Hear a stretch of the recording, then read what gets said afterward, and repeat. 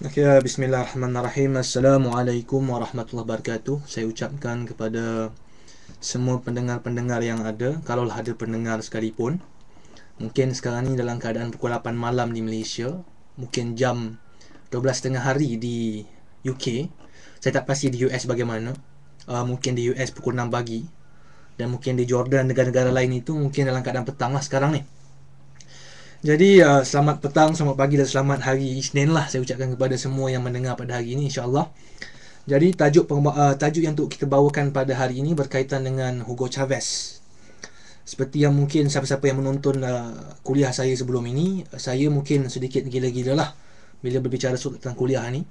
Tapi hari ini mungkin mood sedih sikit sebab terpaksa berbicara soal seorang pejuang, seorang tokoh yang mungkin sangat besar jasanya pada negara kita lah. Negara kita buat apa? Negara Venezuela. Alamak, dia dah salah sikit di situ. Uh, jadi sebelum saya mulakan, saya minta kalau boleh rakan-rakan yang ada masalah, ada persoalan ataupun ada sebarang kritikan atau komen, boleh lontarkan komen anda tersebut di ruang Facebook yang ada, Universiti Terbuka Anak Muda. Sebab saya ada pautkan satu link tersebut, anda boleh letakkan komen anda di bawah itu. Ataupun pilihan keduanya, boleh anda cuba lontarkan komentar anda di ruang social stream, di laman web Ustream itu sendirilah, insya-Allah. Jadi untuk kita mulakan sedikit sebanyak sebelum saya mulakan berkaitan dengan Hugo Chavez ini, saya sebentar ya, ada beberapa soalan ni.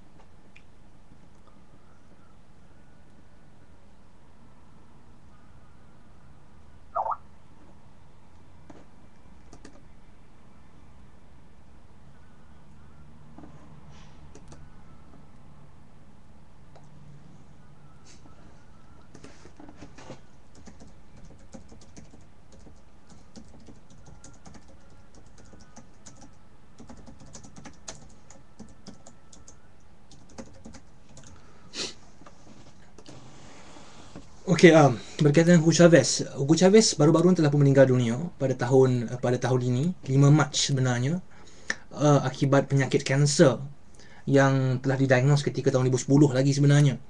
Dan lepas didiagnos tu, dia still berjuang, still lagi bertanding pilihan raya dan akhirnya menang pada tahun lepas. Pilihan raya yang kelima, keempat atau kelima lah, tak silap saya, dalam peratus yang agak tinggi. Dan tak sempat lagi nak orang kata melafazkan ikrar pentadbiran itu. Apa yang berlaku ialah kemudian dimasukkan ke hospital dan akhirnya dirawat lah, dan akhirnya tidak dapat diselamatkan lah. Mungkin tahap kanser terlalu serius. So kenapa, sebelum saya nak ceritakan kenapa lebih lanjut berkaitan dengan Hugo Chavez ini, saya rasa perlu untuk saya perkenalkan sikit sebanyak kenapa saya pilih tajuk ni. Sebab saya rasa ketika melihat reaksi kebanyakan media bila berinteraksi dengan kematian Hugo Chavez ini, saya lihat kebanyakan mereka ini sebenarnya memaparkan pelbagai imej yang berbeza-beza, sehingga kebanyakan kawan-kawan kita di Malaysia sekalipun ataupun di seluruh dunia, mereka keliru dan mereka mungkin agak confused lah. Siapa sebenarnya Hugo Chavez ini? Adakah dia merupakan seorang diktator yang mungkin bersifat kuku besi pemerintahannya, ataupun mungkin dia seorang demokrat yang memperjuangkan hak rakyat, ataupun mungkin dia hybrid di antara kedua-duanya. Dan banyak lagi ketika-ketika yang wujud akhirnya dan saya mengambil keputusan ini sebab saya antara peminat Hugo Chavez, dan saya telah follow dia punya perkembangan ekonomi Venezuela, perkembangan polisi-polisi di Venezuela yang telah pun dijalankan oleh Hugo Chavez itu sendiri, sejak orang kata dekat 2 tahun lah lebih kurang. Dan walaupun saya nak ceritakan berkaitan dengan sejarah perjuangan Hugo Chavez, saya rasa dari segi topik dia agak luas. Sebab Hugo Chavez dia memerintah daripada 1999 sehinggalah tahun 2013. Mana katanya dari segi skop pemerintahan itu hampir lebih kurang 12 atau 13 tahun jugalah sebenarnya. 1999 campur 14 tahun, lebih kurang macam tu lah, lebih kurang. Saya maths agak slow sikit. Tapi dan nak cover semua benda, saya rasa agak sukar lah.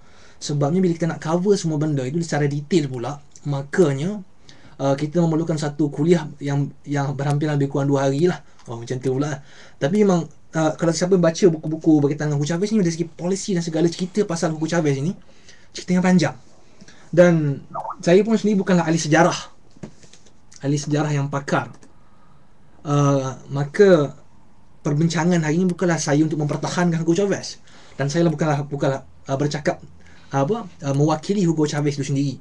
Tapi dan saya ni bukanlah pakar sejarah dia, tapi saya insya-Allah cuba menyampaikan apa yang saya dapatlah berkaitan dengan Chavez melalui 2 buah buku lah.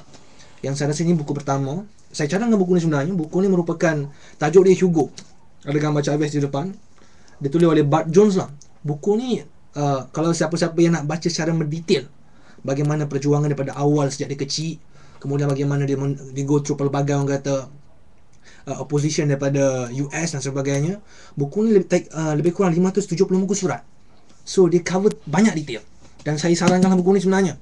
Dan buku kedua, siapa-siapa yang mungkin malas sikit, rasa mungkin macam lah, buat apa nak tahu sangat kan dia ni, boleh baca buku kedua ni lah. Saya sempat habiskan dua-dua buku ni. Buku dua, Hugo Chavez juga tajuk dia, The End the Bolivarian Revolution, tulisan Richard Gott. InsyaAllah saya akan postkan di ruangan Facebook Yutam untuk rujukan selanjutnya lah berkaitan dengan rujukan ni. Maka kebanyakan input-input yang saya akan ceritakan pada hari ini berdasarkan 2 buah buku ini, berserta dengan beberapa kuliah yang saya sertai di YouTube, kemudiannya beberapa laporan di UN, dan juga kemudiannya di Venezuela Analysis dan sebagainya lah. Kata-kata kerja yang dilakukan untuk kita faham bagaimana gerak kerja atau bagaimana sifat seorang pemimpin agung ini yang telah meninggal dunia baru-baru ini. Okey. So sedikit background berkaitan dengan Hugo Chavez ni. Siapa dia? Sebab Hugo Chavez ni dia lahir daripada sebuah perkampungan namanya Barinas. Dan insyaAllah saya akan go through cerita-cerita sini dalam bentuk naratif lah. Sebab saya nak go through detail, saya rasa anda semua tak suka poin-poin nama-nama yang panjang-panjang. So saya cuba extract mana-mana poin yang saya rasa interesting untuk kita dapat manfaatkan secara bersama lah. So secara background siapa Hugo Chavez ini? Dia dilahirkan di Barinas, iaitu pada saya tengok tahun berapa, tapi di Barinas yang dibesarkan oleh nenek dia. Dan nenek dia nama dia Rosa. Dan nenek dia merupakan antara orang yang paling banyak pengaruh dia. Sebab kalau dikomparekan dengan mak dia, dengan ayah dia, sebab mak ayah dia bekerja waktu ketika dia kecil. So kebanyakan masa dia orang kata dihabiskan bersama dengan nenek dia. Dan keluarga Hugo Chavez ni bukan keluarga kaya. Kita kena faham mereka ni dilahirkan daripada keluarga yang sangat miskin.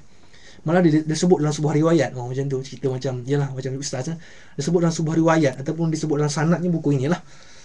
Ketika dia interview mak kepada Hugo Chavez ini, mak Hugo Chavez menceritakan bahawa keadaan mereka sangat miskin sehingga satu ketika itu Chavez nak pergi sekolah pun tak ada kasut. Dia terpaksa jalan kaki pergi sekolah, terpaksa berlari mengejar bas. Kadang macam sengaja nak tak ada bas duit, dia just lari untuk follow momentum bas sajalah. Dalam keadaan berselipar. Dan bila dia masuk sekolah tu, dia diejek lah oleh semua orang, oleh ramai sebenarnya.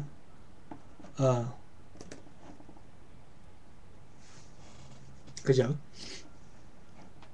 Dia diranjik oleh ramai orang, budak-budak sekolah dia lah, masuk zaman nakal-nakal kan. Maka ramai ejek dia, ramai yang kata orang kata memaki terpanggil, menghina social background dia dengan memakai selipar. Sebab semua orang budak-budak lain pakai kasut. Walaupun perkampungan Barinas tu sendiri bukan perkampungan yang kata agak miskin lah orang kata, tapi dia tu miskin ni kalangan orang paling miskin. Macam tu. Sampai pergi sekolah pun kasut tak ada. Maka dia balik menangis-nangis, mengikut riwayat tersebut dia balik menangis-nangis sehingga tak mau pergi sekolah. Dan seminggu lebih kurang macam tu, nenek dia kumpul duit, dan akhirnya dia pun dapat beli kasut dan boleh pergi sekolah macam biasalah. Dan memang nenek dia ni merupakan antara orang yang paling banyak pengaruh dia. Sebab nenek dia merupakan orang kata seorang nenek yang religious, Katolik, seorang agama seorang Katolik lah. Dan dia memang sangat kuat agama. Mana katanya setiap hujung minggu mesti ada program beragama, dan kebanyakan program-program agama tu disertai oleh Hugo Chavez sendiri. Sebab tu ketika pilihan raya sekalipun, Hugo Chavez dia selalu declare dia sebagai sosialis yang Kristian. Mana kata dia tak avoid agama, dia tak atheist. Dia seorang kata yang memegang teguh pada agama Kristiannya. Dalam masa sama dia merupakan seorang sosialis. Dan ketika kecil lagi dia dah terdedah dengan pelbagai program charity atau program yang melibatkan orang miskin lah. Dan antara program ketika dia kecil 11 tahun lebih kurang, dia dah join program-program macam TFPN. Dia mengajar budak-budak yang tak pandai baca. Dia join program charity yang diorganisasi oleh church itu sendiri, yang akhirnya cuba untuk approach kanak-kanak yang miskin tak miskin, yang tak lagi sekolah langsung ni, untuk dia ajar cara membaca dan mengira. Dan antara dan di perkampungan, satu lagi berkaitan dengan kehidupan kecil Hugo Chavez ni, dia besarkan dengan cerita-cerita berkaitan dengan Bolivar. Siapa itu Bolivar? Sebab tu kalau siapa tengok tajuk kuliah saya pada hari ini. Tajuk dia ialah Hugo Chavez, tribut untuk Hugo Chavez, Bolivar abad ke-21. Sebab apa? Sebab dari kecil sehinggalah dia besar, sehinggalah pemerintahan dia sekalipun, dan sehinggalah nama negara Venezuela tu sendiri, kalau ikut nama panjang dia, Bolivarian, the Republic of Venezuela, dia ada Bolivar punya nama kat depan. Maka setiap pemerintahan dia sendiri pun memang dikaitkan dengan tokoh ini. Sebab tokoh ni merupakan antara orang kata yang paling banyak pengaruh dari segi filosofi dia. So Bolivar ini, dia kecil lagi dia dengar cerita-cerita Bolivar. Bolivar ni seorang tokoh yang sebelum ini ketika zaman 19 tahun 19th century lah, merupakan seorang pahlawan yang berjuang untuk menentang penjajah lah Spain ketika itu. Dan bukan dia menentang penjajah Spain di Venezuela sahaja. Dia asal di Venezuela, tapi kemudian dia pergi ke Latin America, negara Latin America yang lain, di Brazil lah, di Argentina sebagainya, untuk mencuba membebaskan mereka daripada penjajah. So kebanyakan Latin America, bukan Venezuela sahaja, malah sebab ada sebuah negara pun diambil nama sebagai Bolivia. Diambil sebenarnya nama Bolivar, merupakan antara kesan daripada perjuangan Bolivar ini sendiri. So Bolivar ni merupakan tokoh reformis lah zaman dia, tokoh perjuang yang menentang penjajah zaman itu. Dan Hugo Chavez merupakan orang kata tokoh yang terinfluence dengan gerakan ini. So sejak kecil dia dah dengar cerita-cerita macam ni. Lepas tu memang kampung-kampung ni semua kenal Bolivar ni siapa. Dan memang kalau malam-malam dia akan berkumpul dengan unggun api. Di cerita dalam tu dia akan cerita ada unggun api sebagainya. Dalam ketika orang miskin, maksudnya elektrik tak ada. Elektrik ada separuh-separuh je. So dalam keadaan pakai api, untung api tu, mereka akan clean salah satu kampung dan bercerita lah tentang Bolivar. Okey, dan ketika dia remaja ataupun ketika dia masih lagi dalam peringkat yalah peringkat zaman kita 15 tahun 16 tahun itu sendiri, dia bukan macam tokoh-tokoh lain. Kalau tengok baca tokoh-tokoh lain, dia mungkin sebagai seorang orang cerita kalau tokoh-tokoh lain ni dia mungkin sejak kecil dah ada semangat revolusi, tak dedahkan dengan fahaman komunisme ataupun fahaman sosial ataupun fahaman berkaitan dengan perjuangan rakyat dan sebagainya. So kita kalau baca cerita-cerita macam tu, mungkin kebanyakannya mereka macam tu lah. Tapi Chavez berbeza. Sebab zaman remaja dia bukanlah seorang yang pejuang sangat. Dia kata dia lebih suka macam mengorak perempuan, main. Dan dia kata benda yang dia punya ambition dia ataupun dia punya orang katalah misi hidup dia untuk menjadi seorang pemain baseball. Bukan basketball lah, baseball. Pemain baseball yang terbaik lah di Venezuela ketika itu. Dan itulah occupation yang dia cuba nak capai lah. Dan tak ada langsung inti-inti berkaitan dengan perjuangan zaman tu. Dan kebetulan ketika dia nak masuk ni, nak masuk sekolah, di sekolah sebagainya, betul kemudian lepas dah habis sekolah itu, dia pun dah masuk military academy. Itu pun sebab kenapa dia masuk military academy, sebabnya lah kerana dia sendiri merupakan seorang peminat baseball yang bila dia dapat tahu military academy itu terletak di sebuah bandar yang dekat dengan pemain baseball kegemaran dia. So dia pun okey, apalah, dia kata saya join lah sebab dapat dekat sikit dengan seorang seorang pemain baseball terkenal lah. Nama dia pun Chavez juga ketika itu. Okey, itu sedikit sebanyak berkaitan dengan bagaimana dia masuk military academy dan sebagainya. So di sini ketika dia berada di military academy, dia masuk umur 17 tahun. Ketika di situlah dia Hugo Chavez terima dan terdedah dengan pelbagai diskurs berkaitan dengan sosialisme atau Marxism.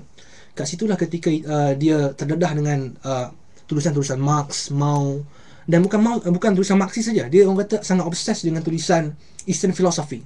Dia baca Confucius, dia baca Lao Tzu, dia baca macam-macam Confucius dan sebagainya lah, berkaitan dengan Sun Tzu dan sebagainya. So dan memang kalau mengikut kawan-kawan dia, Hugo Chavez ni merupakan antara tokoh yang suka membaca lah. Dia jenis gila membaca. Dan ketika di sekolah, ketika di universiti dan ketika di akademi military pun, ketika akademi askar, dia, kawan-kawan dia cerita bahawa dia suka kalau lepas waktu prep, dia cerita ada waktu prep kan, lepas waktu prep itu, waktu light off, dia akan biasa pergi kelas malam-malam sampai pukul 3 ke 4, kadang tidur kat sana sekalipun, kerana nak menghabiskan pembacaan beliau lah berkaitan dengan pelbagai buku-buku.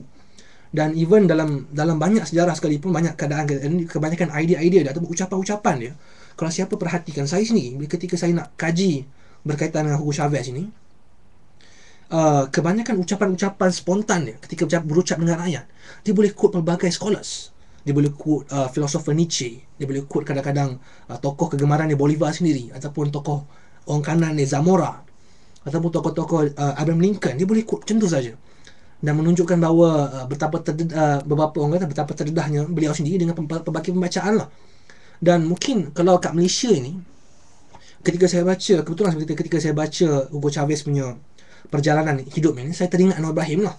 Sebab Anwar Ibrahim ni dikatakan, walaupun mungkin wallahualam dari segi kesahihan tak tahu, tapi ketika siapa perhatikan ucapan-ucapan beliau ketika di ABIM ataupun selepas di ABIM sekalipun, kalau tengok teks ucapan beliau, memang terlalu banyak nama scholars dia orang sebut. Siapa perhatikan ketika Muktamar Agung ABIM, ada satu ketika saya pernah baca satu ucapan Anwar Ibrahim, memang akan dimasukkan dengan pelbagai quote, pelbagai nama, pelbagai buku dan sebagainya, untuk mendedahkan teori-teori idea-idea baru yang sebenarnya tak ramai scholars, tak ramai pemimpin politik yang baca. Dan pernah juga sekali selingan, Hugo Chavez ketika tahun 2006, ketika dia pergi UN Assembly, dia boleh siap ketika ucapan bersama dengan di hadapan delegasi dunia, mana siap ada wakil-wakil dunia semua ada kat situ, dia boleh siap promote buku Noam Chomsky, iaitu buku Hegemony or Survival. Buku tu merupakan buku antara buku yang terbaru Noam Chomsky lah ketika itu, dan dia promote buku tu depan-depan, seolah-olah macam yelah, tak pernah dia buat ada orang lah kan ketika tu. Pemimpin lain tak pernah tiba-tiba dia pergi depan promote buku, tapi dia promote buku. Dia kata buku tu merupakan buku yang bagus lah untuk faham bagaimana Amerika Syarikat beroperasi untuk menyebarkan hegemoni negara mereka. Okey. Dan ketika dia military juga merupakan antara zaman dia bertemu dengan di zaman dia terdedah dengan abang dia. Abang dia sendiri merupakan seorang penyokong guerrilla movement. Sebab di Venezuela, walaupun kita ada negara demokrasi sebagainya di Venezuela, tapi wujud juga gerakan bawah tanah, bukan gerakan bawah tanah, gerakan underground lah, yang bergerak di hutan-hutan yang diketuai oleh Douglas Bravo. Ini gerakan Marxis lah, yang cuba menentang kerajaan ketika itu, disebabkan kerajaan bagi pada pandangan mereka korup. So abang Hugo Chavez ni merupakan penyokong ataupun followers yang memang terlibat dengan gerakan gerila, tapi dia rahsiakan perkara tersebut daripada Hugo Chavez. So selepas akademi tersebut, akhirnya barulah dia terdedah dengan ketika akademi baru dia jumpa abang dia, dan dia sendiri mendapat tahu bagaimana operasi itu berlaku, dan dia akhirnya nak join. So dia sendiri ketika 1977, sejak 1977 lagi, dia sendiri dah start join guerrilla movement, walaupun secara bukanlah dia pergi hutan, tidak, tapi dia jadi spy ataupun dia jadi macam pelapor kepada guerrilla movement tersebut di military. Maka kalau contohnya dalam keadaan ketika military cuma nak attack guerrilla movement ini, maka Hugo Chavez akan bagi tahu awal-awal maklumat ini supaya mereka boleh prepare lah dan boleh lari dan sebagainya. Okey, itu zaman tu. Itu fungsi Hugo Chavez zaman tu, dia just deliver boy, macam bagi maklumat sahaja. Tapi ketika lepas dia keluar military academy ini, dia dilantik sebagai communication officer, yang pada ketika zaman itu dia merupakan manfaatkan segala masa yang dia ada untuk pastikan dia cuba create satu group within the army themselves, dipanggil sebagai Bolivarian movement lah. So group ni macam group mesra sebenarnya, kalau saya perhatikan lah, dia cuba create dalam 3-4 orang. So pertemuan pertama dia orang basically just cerita pasal apa revolusi negara sebagainya, cerita idea Bolivar, bagaimana nak selesaikan masalah negara. Dan fungsi mereka sejak tahun 77 sampailah akhirnya sebuah coup diadakan pada tahun 1992. Kebanyakan mereka just rekrut orang. Ni macam sebiji macam gerak jemaah usrah di Malaysia lah kan. Kerja kat Malaysia ni kadang-kadang kerjanya rekrut saja. So memang ketika zaman tu memang dia rekrut. Dia pergi buat usrah, dia pergi travel ke sana sini. Dia menjaga sebuah, orang kata, kelab baseball military.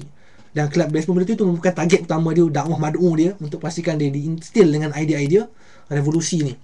Maka that's actually take lebih kurang sangat lama lah, daripada 1977 tu sendiri, sampailah pada tahun 1992. Saya sebenarnya ada letak banyak nota sebenarnya ni, tapi itulah, sekarang dah 8.23 dan saya terpaksa pastikan benda ni bergerak dengan pantas lah. Sebelum itu, kejap. Okey, saya ulang. Sekiranya ada soalan boleh just lontarkan pada social stream. Okey. Pada tahun 1992, ketika bagaimana Hugo Chavez ni start famous, nak cerita. Ketika tahun 1992, setelah dia berkonspirasi teori dia bersama-sama dengan rakan-rakan dia, cuba create movement di kalangan tentera tu sendiri. Akhirnya pada tahun 1992 dia nak cuba gulingkan kerajaan, ataupun cuba buat coup d'etat, untuk memastikan bahawa presiden ketika itu, Presiden Perez, meletak jawatan dan diganti dengan election baru. So dan memang kepada ketika itu Perez ini merupakan seorang presiden Venezuela yang tak famous. Dia dilantik pada tahun 1989. Ketika tu 1988, minta maaf.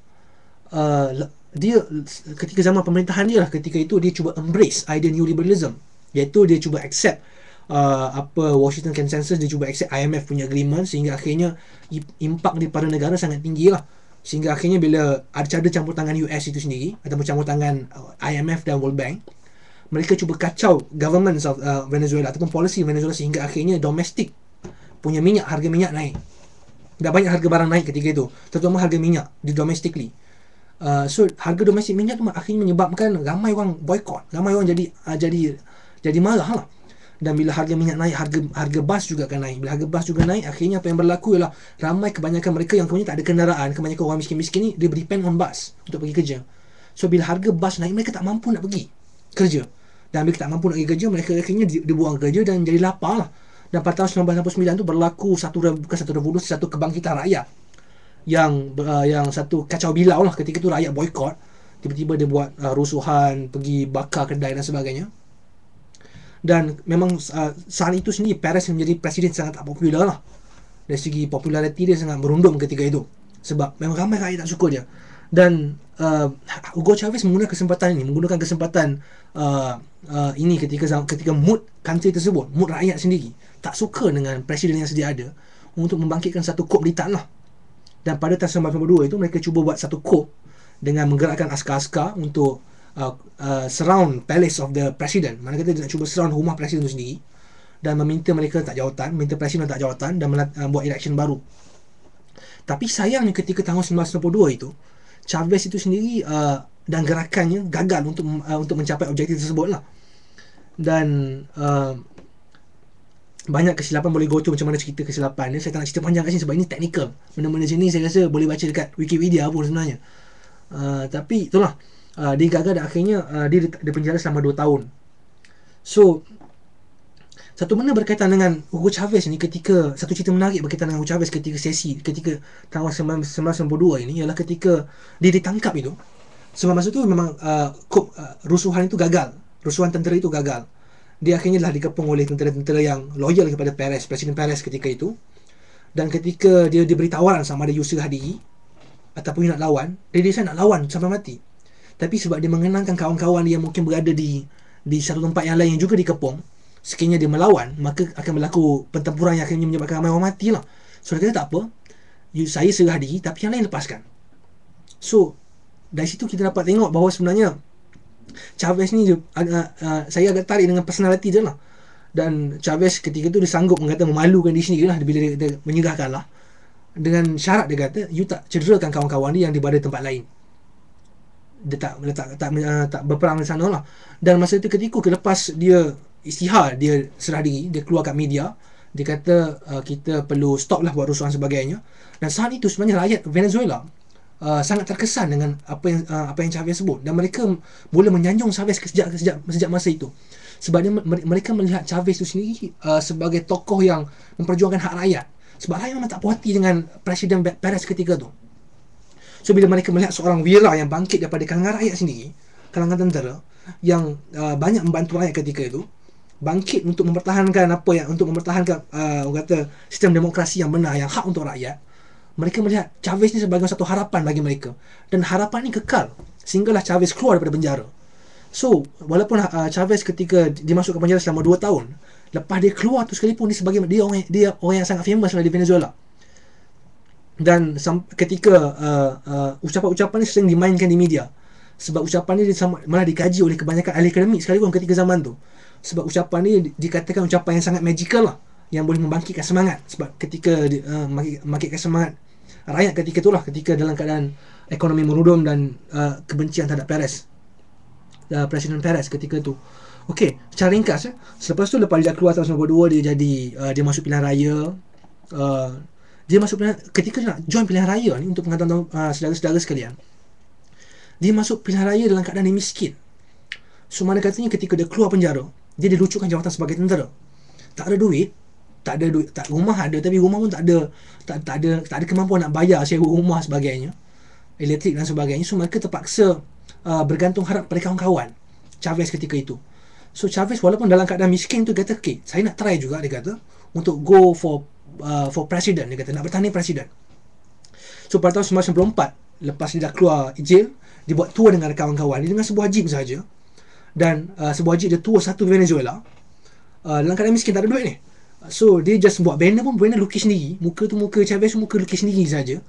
Dan ketika dia tour daripada satu tempat ke satu tempat yang lain, mereka tak ada tempat tinggal, dan mereka hanya bergantung harap pada kawan-kawan yang siapa-siapa yang nak sudi beri tempat tinggal kepada diorang lah. Makan pun sama. Tapi bagusnya dan bernasib baiklah ketika itu, sebab Chavez ni ketika dia buat tour, minta maaf goyang sikit, ketika dia buat tour, dia merupakan antara tokoh yang sangat famous lah ketika tu. So bila dia pergi satu bandar ni atau kampung ni, memang lebih kurang millions ataupun thousands lah yang akan berkumpul untuk mendengar ucapan beliau. So bila dia kata saya tak ada tempat tak ada tempat tinggal, tak ada penginapan, maka sebenarnya ramailah offer untuk bagi tempat tinggal. So memang sepanjang tour dia just duduk rumah rakyat je, dia duduk rumah orang, dia rumah kawan-kawan yang tak kenal, rumah yang siapa-siapa yang datang sesi perucapan awam dia. Makan pun dia makan dina orang punya, sebab dia masa tu, zaman tu dia miskin lah sebab tak ada kerja.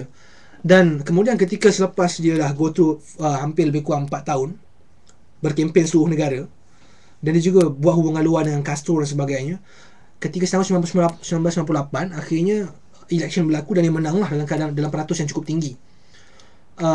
Saya tak nak cerita go through macam mana detail dia. Sekarang 8.30, target saya 8.30 dah habis dah bab cerita-cerita ni, nak masuk bab policy. Kemudian ketika pemerintahan Chavez tu sendiri, dia ada beberapa tentangan besar yang dilakukan oleh orang yang tak suka dengan dia lah, yang kebanyakannya dia support oleh US sendiri. Contohnya pada tahun 2002, satu rusuhan telah dilakukan di mana dia sendiri telah di-kidnap ataupun dicolek oleh tentera, sehingga dicolek tentera sehingga disebarkan bahawa sebenarnya dia tak jawatan. Dia bermula bila sebenarnya Chavez tu sendiri dia cuba keluarkan satu law ataupun satu akta untuk cuba revolusikan sistem petrol di Venezuela. Dia cuba naikkan tax orang kaya, siapa orang kaya ketika tu yang menjaga saham petrol, dia cuba naikkan tax lah pada mereka supaya duit-duit tax tu dapat disalurkan pada orang miskin. Dan dia juga cuba buat satu land reform, di mana sebab ketika zaman tu ketika pemerintahan dia pada tahun 2002, dia dapati bahawa tanah-tanah terbanyak, tanah-tanah terbiak yang dimiliki oleh orang kaya-kaya, dan orang kaya-kaya ni tak guna pun tanah tersebut. Dia just simpan, dia guna sebahagian ni nak simpan sebagai dia punya aset lah untuk masa depan. So Chavez kata, okey tak, kita kena keluarkan peraturan untuk kita beli balik tanah ni untuk bagi pada orang miskin, untuk usahakan agriculture punya projek. So ketika itu kebanyakan orang kaya-kaya, golongan elit ini ataupun golongan orang yang kapitalis ni lah, saya nak guna istilah ganas sikit kan, tapi golongan elit ni merupakan antara golongan yang paling tak suka dia, sebab dia merampas kebanyakan kekayaan yang ada pada golongan elit ni untuk disalurkan pada orang bawahan lah.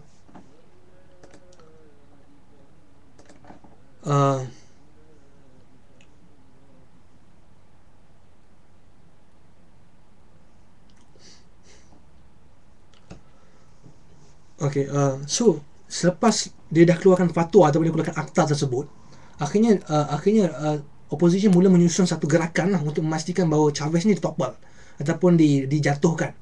Maka mereka mulakan dengan mengumpul segala opposition yang ada, dia kumpul rakyat. Maksudnya ketika tu media memaparkan Chavez ni sebagai satu figure yang sangat ganas lah, gila dan sebagainya, dan mereka secara terang-terangan dalam media memanggil mana-mana mereka yang tak menyokong polisi Chavez untuk keluar dan cuba mendesak Chavez meletak jawatan di jalan lah. Dia cuba buat demonstration depan istana Chavez sendiri. So ketika berlaku demonstration tersebut, Chavez terkepung, dan selepas dia dah ada beberapa hari, dia mula 11 Februari, saya tak ingat, bulan Februari 2002 lah. So pada hari pertama tersebut memang ramai lah yang keluar ke jalan untuk menyatakan protes pada polisi Chavez ketika tu. Dan kita kena faham sebenarnya kenapa ramai yang tidak menyokong. Kebanyakan mereka yang keluar zaman ketika coup itu ataupun ketika rusuhan tersebut, mereka adalah kebanyakannya merupakan golongan-golongan elit dan golongan middle class.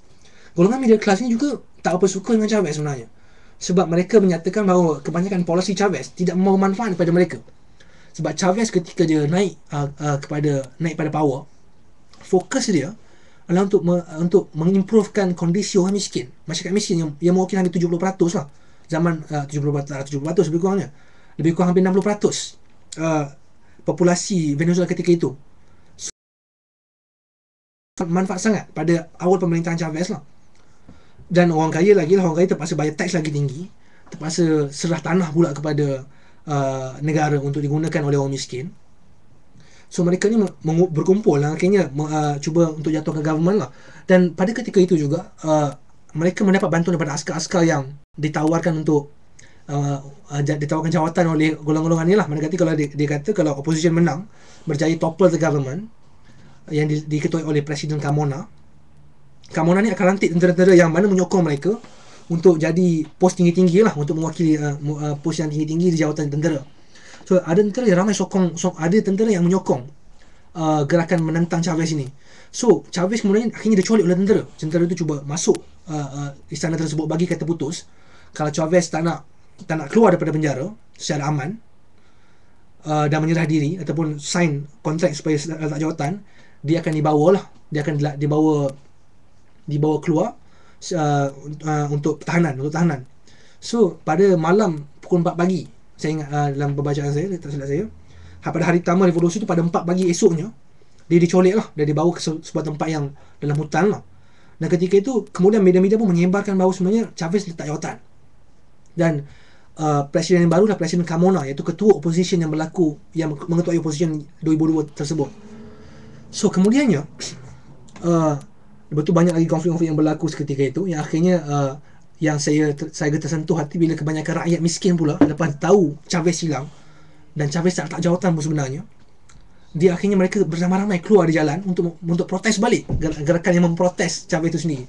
Dan ketika itu Presiden Carmona yang memegang jawatan presiden ketika yang dirampas daripada Chavez terpaksa akhirnya melarikan diri lah selepas diasap oleh rakyat kebanyakan yang keluar di jalan, yang datang daripada kampung-kampung, datang ke bandar, yang naik motor sebagainya, berkumpul dan akhirnya melawan semula, demand balik Chavez kembali. Dan akhirnya tentera juga, akhirnya ada setengah tentera yang menyokong Chavez, cuba mentopel balik tentera-tentera yang jahat ini, tentera yang cuba nak distorted government, the sistem kerajaan yang ada. Dan akhirnya mereka jaya rescue Chavez lah ketika itu. Dan banyak lagi opposition yang berlaku. Antara yang famous ialah ketika tahun 2002, tahun yang sama, opposition dia cuba satu gerakan untuk actually boycott pengeluaran minyak di Venezuela. Sebab kebanyakan opposition ni mereka pegang syarikat-syarikat minyak. So ketika dia nak cuba boycott, nak cuba jatuhkan Chavez dengan cuba boycott pengeluaran minyak, yang menyebabkan akhirnya ramai rakyat semua susah. Bila rakyat semua susah, mereka target bila rakyat semua susah, rakyat akan boycott lah, rakyat akan bangkit lah untuk menyatakan tak puas hati pada kerajaan. Dan media juga memainkan peranan untuk menyebarkan bahawa sebenarnya Chavez ni orang kata yang bertanggungjawab lah menyebabkan akhirnya harga minyak itu sendiri terhenti. Sedangkan sebenarnya yang boycott adalah company tersebut. So dan bila rakyat dah bangkit, rakyat dah tak suka kerajaan, target dia macam tu. So dan bila masa itulah barunya military akan cuba topple sekali lagi kerajaan. Tapi benda tu, projek tu gagal sekali lagi sebabnya kebanyakan tentera, kebanyakan rakyat miskin juga dapat hidup lah bahawa sebenarnya projek ini merupakan projek yang disponsor oleh golongan elit-elit ni dan juga ditajuk oleh US sendiri. Okay. So satu lagi berkaitan dengan 2004 referendum. Ini cerita sejarah dia panjang lah. Cuma saya mungkin nak touch sikit berkaitan dengan beberapa kritikan yang media barat lontarkan kepada Chavez. So kebanyakan media-media barat, kalau tengok US lah especially, kawan-kawan saya ada post berkaitan dengan New York Times punya berita berkaitan dengan Chavez, dan saya perhatikan apa yang dikatakan di sana. Kebanyakan mereka, kalau secara lamsam lah kita boleh kumpulkan apa kritikan terhadap Chavez ini, kebanyakan mereka mengkritik bahawa Chavez ini merupakan seorang diktator.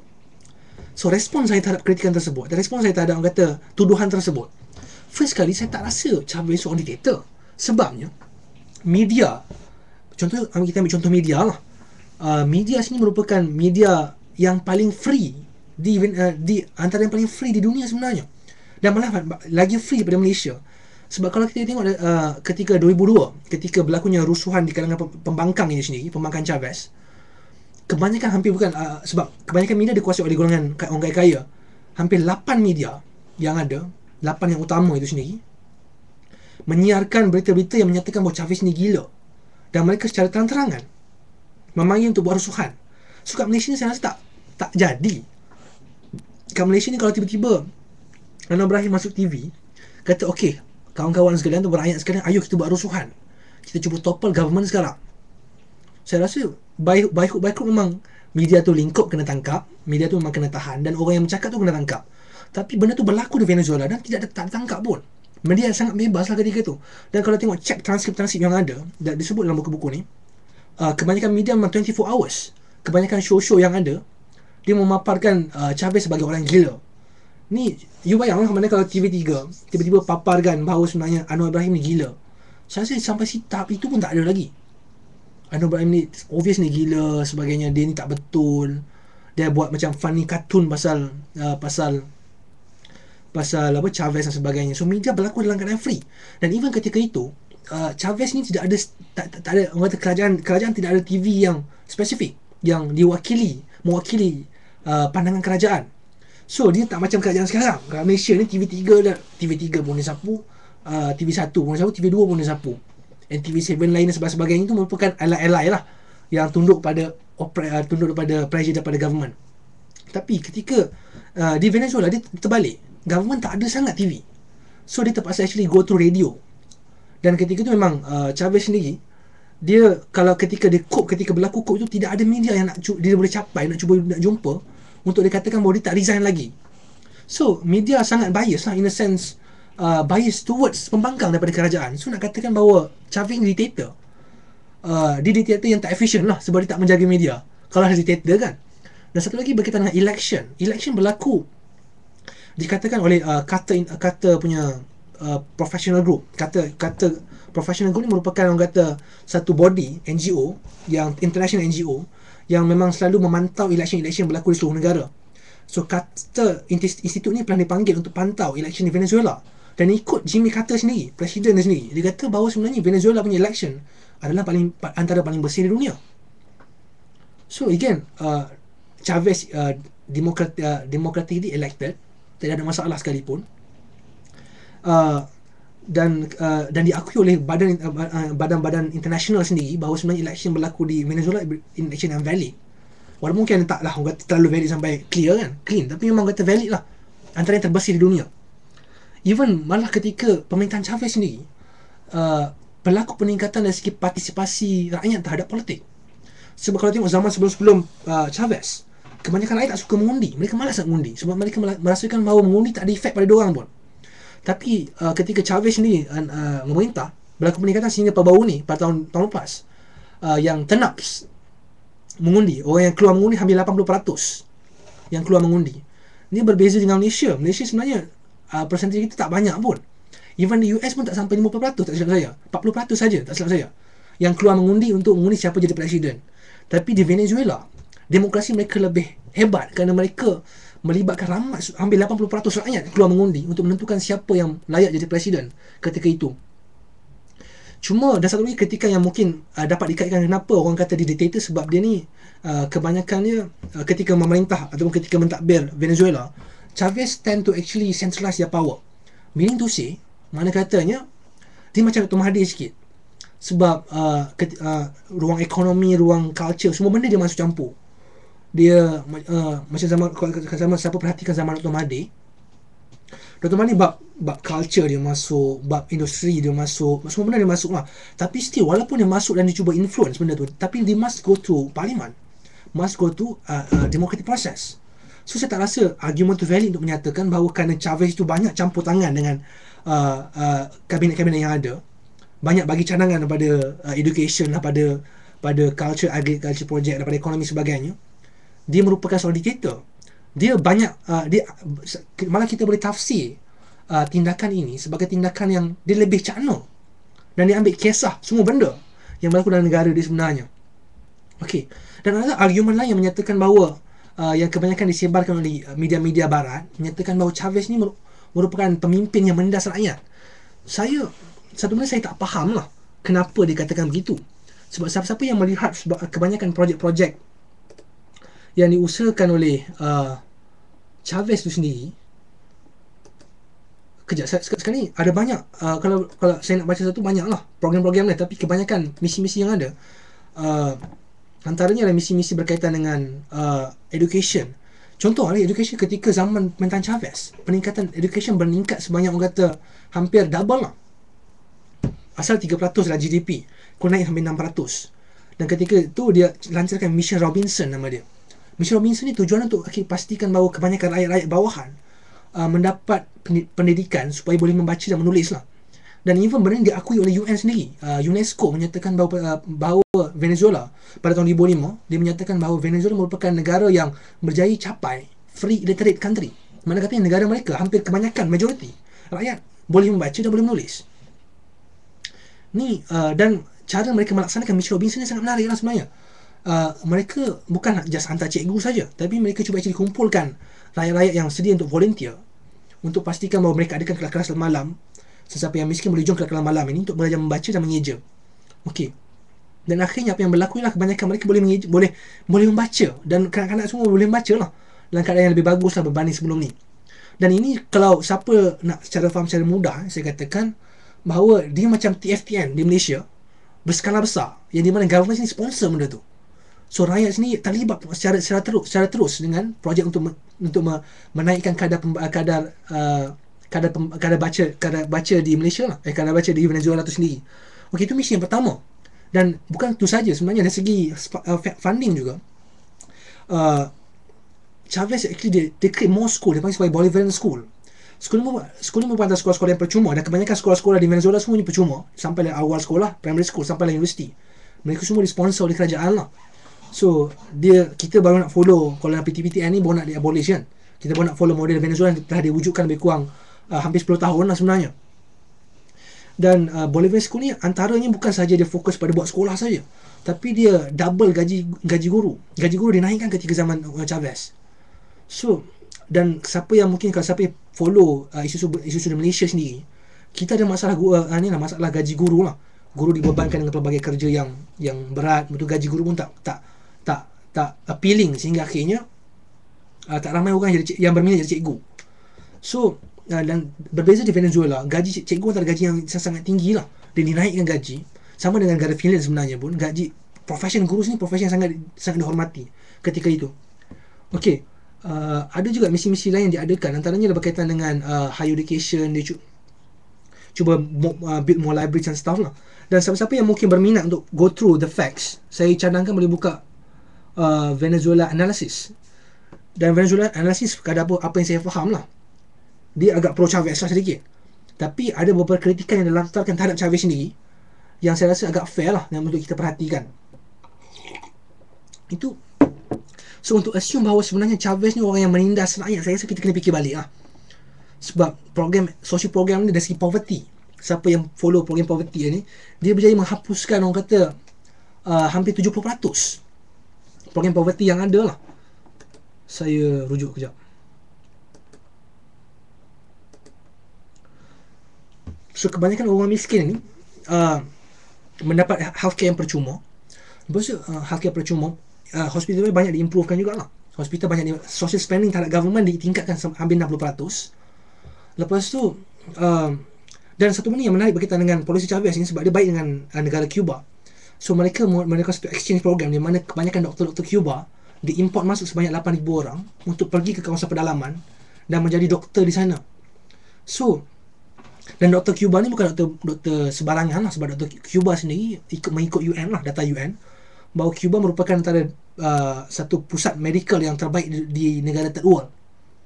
So diiktiraf oleh UN sendiri, dan kebanyakan doktor-doktor Cuba ni bukan doktor cikai lah, dan mereka doktor-doktor ni dihantar di kawasan pedalaman untuk memastikan bahawa rakyat miskin ataupun rakyat yang duduk pedalaman ini diakses sekali-sekali berkaitan dengan kesihatan. Itu antara Allah Akbar. Dan antara perkara yang menarik lagi dah berkaitan dengan ni orang sakit mata. Saya ada satu program yang diceritakan dalam tu, siapa yang sakit mata ataupun ada penyakit-penyakit yang serius yang tidak ada kapasiti untuk Venezuela supply medical treatment, mereka akan dikumpulkan dan akhirnya diterbangkan ke negara lain untuk mendapat rawatan secara percuma. Bergantung pada dia punya income lah. Kalau dia orang miskin sangat, dia akan tak payah bayar. Tapi kalau dia orang ada income yang tinggi, dia orang kena bayar lah. Tapi ada bantuan government kat situ. So So kita, itulah saya rasa satu benda yang sangat bagus lah. Dan kalau berdasarkan bukti-bukti seperti ini, banyak lagi bukti-bukti yang ada sebenarnya, saya nak sebut satu-satu pun saya rasa dah 850, dah 1250 di sini, dan 850 di Malaysia mungkin. So saya nak keluarkan soalan, sebenarnya tanya sekarang supaya saya boleh keluarkan fakta-fakta yang ada ni. Okey. Dan antara perkara yang menarik juga berkaitan dengan Chavez pemerintahan ialah Chavez berjaya menggerakkan tentera untuk combine dengan civil society. So dia tarik ilham idea ni daripada seorang tokoh bernamanya Zamora ketika zaman Bolivar dahulu. So Zamora ni dan apa yang dia buat oleh Hugo Chavez sekarang ni, dia cuba pastikan bahawa tentera memain peranan yang penting dalam bentukan civil society.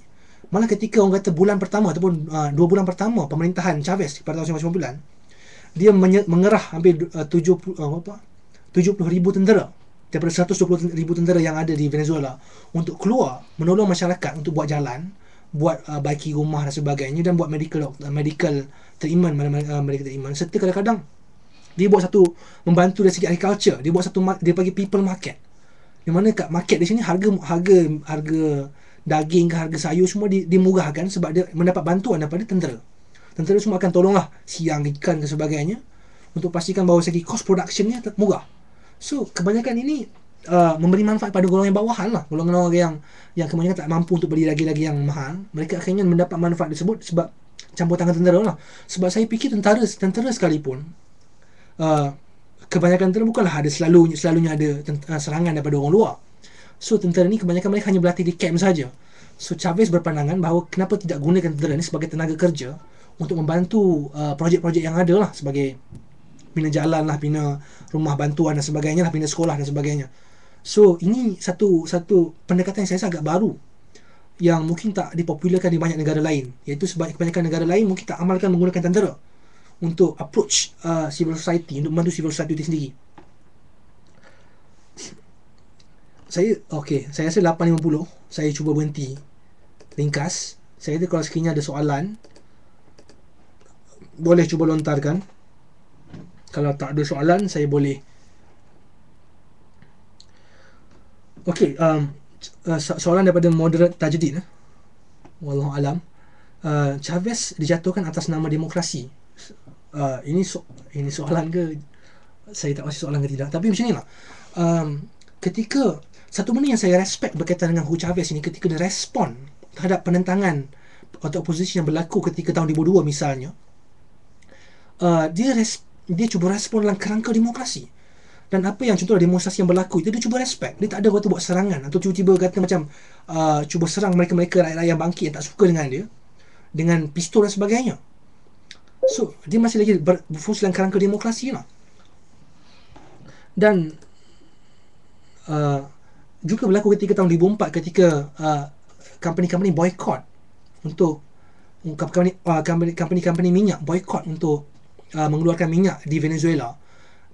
Chavez tidak tiba-tiba buat serangan menggunakan tentera, sebab tentera kebanyakannya support Chavez. Dia boleh menggunakan tentera dia seperti negara diktator yang lain ataupun macam Saddam Hussein dan sebagainya. Dia boleh menggunakan kuasa tentera yang ada untuk just serang company-company tersebut, betul take over terus.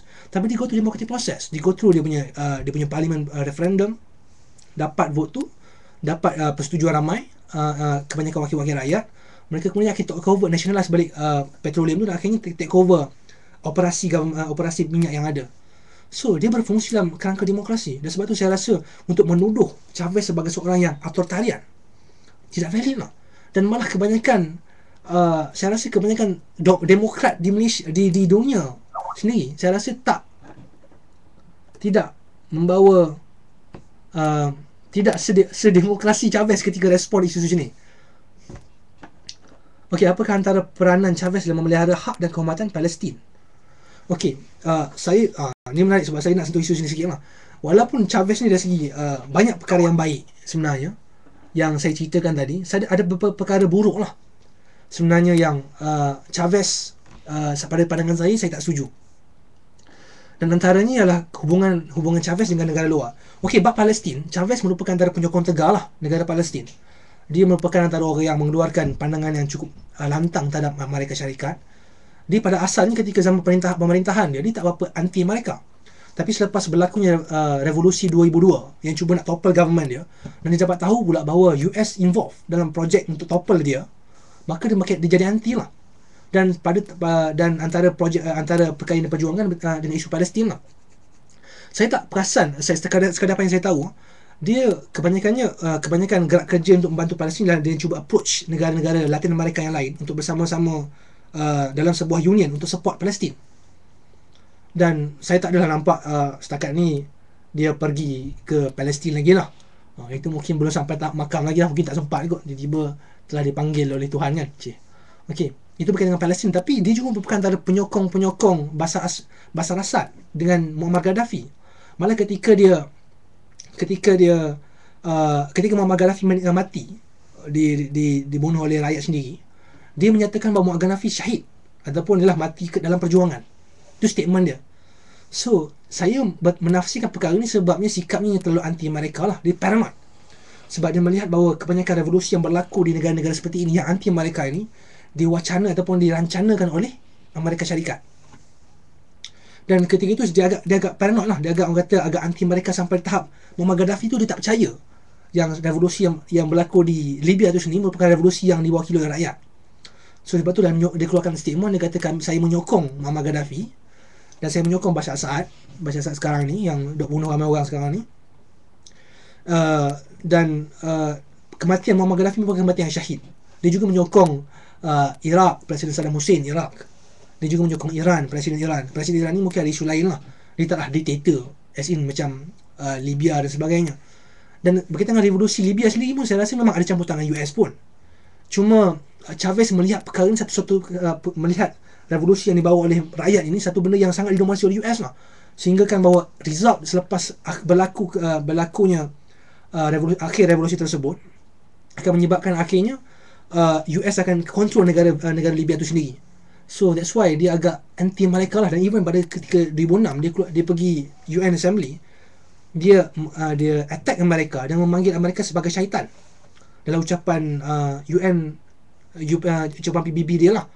Dan ini satu benda yang agak kontroversi lah ketika itu, sebab tak pernah lagi pemimpin yang ada ketika di hadapan seluruh pemimpin dunia yang lain keluarkan statement kata pemimpin US ni pemimpin syaitan nama dia. So dia agak anti mereka kan. Tahap anti mereka tu saya kata kadang-kadang saya rasa agak paranoid sehingga menyebabkan akhirnya dia gagal untuk melihat bagaimana revolusi rakyat di Libya ataupun di Mesir ataupun di Syria merupakan revolusi yang memang daripada rakyat sendiri untuk menentang kezaliman diktator yang ada lah. Wallahu alam. Okey, itu berkaitan dengan Palestin.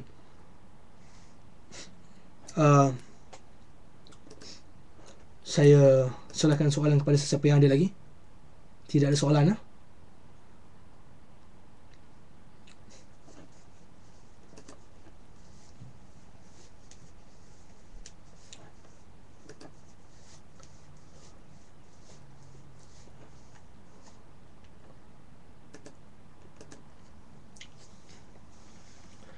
Okey, sedikit penutup berkaitan dengan, kalau tak ada soalan lah, saya nak tunggu sekejap, mungkin dalam seminit dua lagi. Kalau tak ada soalan, saya kata saya boleh tutup lah.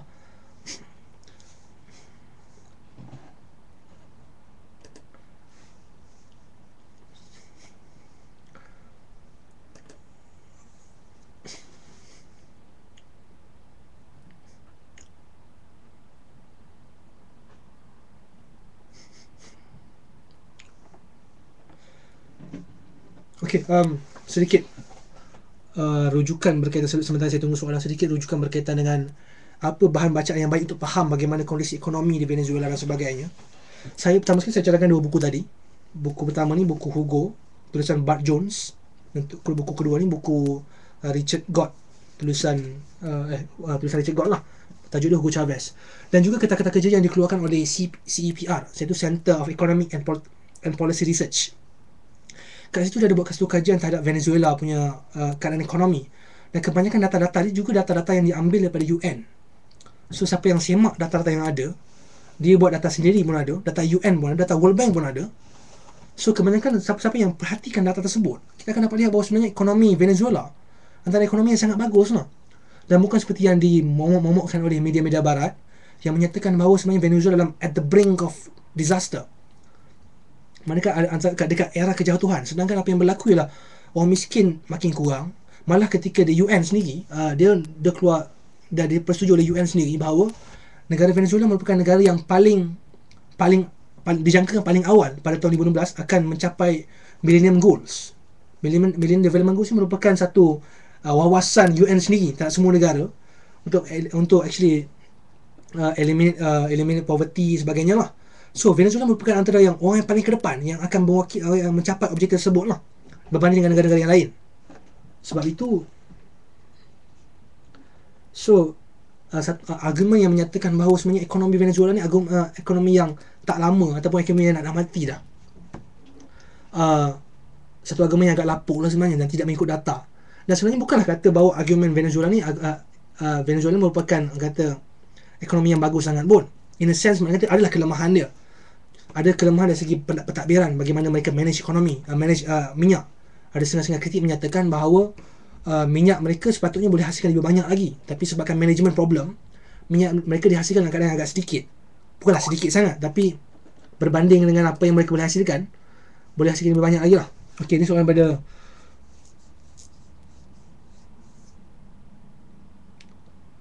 dalam situasi di mana demokrasi dan kebebasan individu melambatkan agenda reformasi, apakah pemimpin boleh push through reforms at the price of civil liberty and corruption? Ini sebenarnya soalan berkaitan dengan filosofi lah, dia bukan berkaitan dengan Chavez lah kot.